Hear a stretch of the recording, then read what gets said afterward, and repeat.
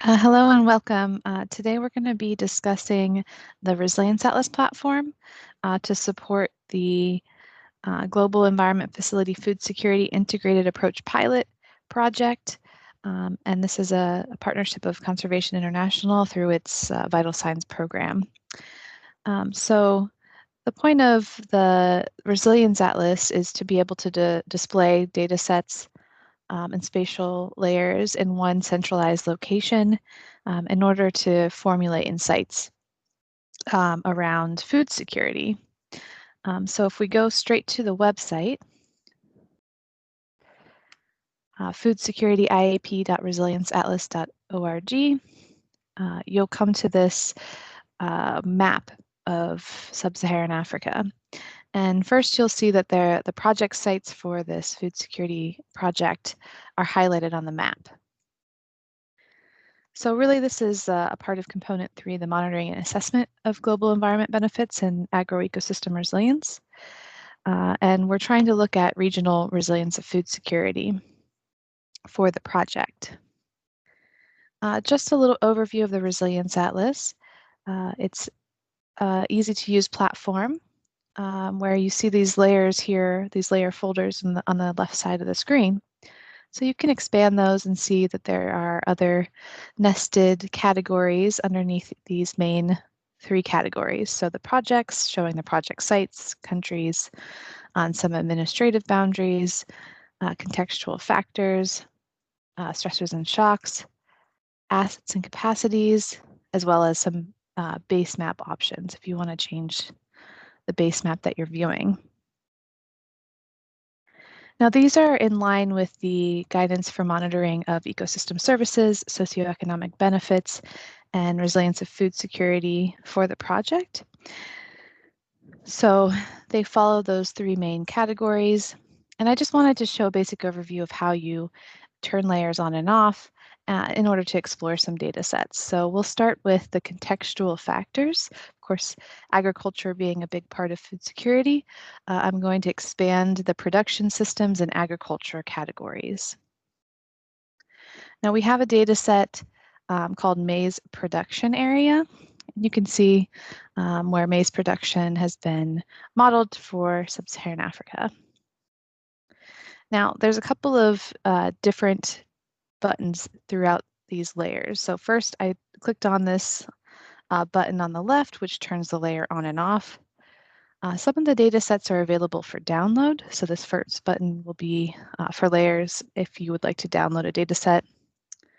The second I button gives some information. So this is from the Spatial Production Allocation Model called SPAM, which models global crop suitability and is a data set that's has various agricultural data sets. So you can also expand under production areas. Of course, that being the maize data set, there's also, I think, over 30 different crops that you can view. Now, if I wanted to turn the transparency up and down, the third button here, the small raindrop button, will allow you to look at that.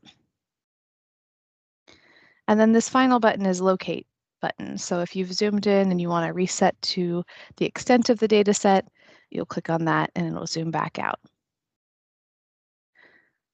Why is this useful? Especially with the transparency data feature, what you can do is you can actually overlay data sets in the Resilience Atlas, and that's one of its most powerful features. All of these data sets have been curated so users can explore where they spatially occur.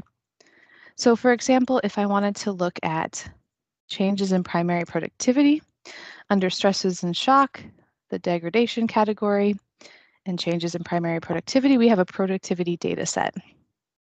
Now you'll quickly see when you turn on more than one layer, there are difficulties in seeing exactly where things are. So I can zoom in. I'll just zoom into East Africa.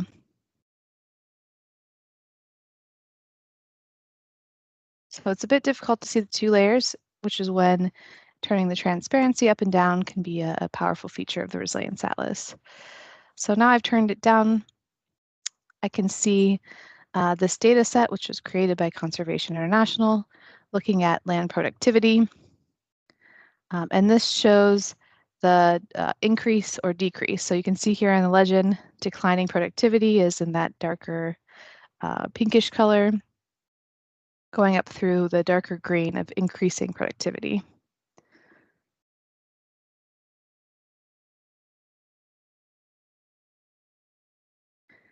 Now, if I move a little bit further down, I can see that there's some of these pink spots where there are some concentrated areas of declining productivity. If I turn the maize area on and off in the legend, you'll also see there's 3 buttons. This first, again, reminding you the info information, the visibility on and off button, so I can just turn that layer on and off to see where maize is being grown, where we're also seeing a decline in productivity. This decline is from 2000 to 2015. So we see this area here in northern Tanzania where we can see maize production and declining productivity. Now, if we wanted to look a little bit to understand more about assessing the resilience of food security, we could look at a component showing some health outcomes.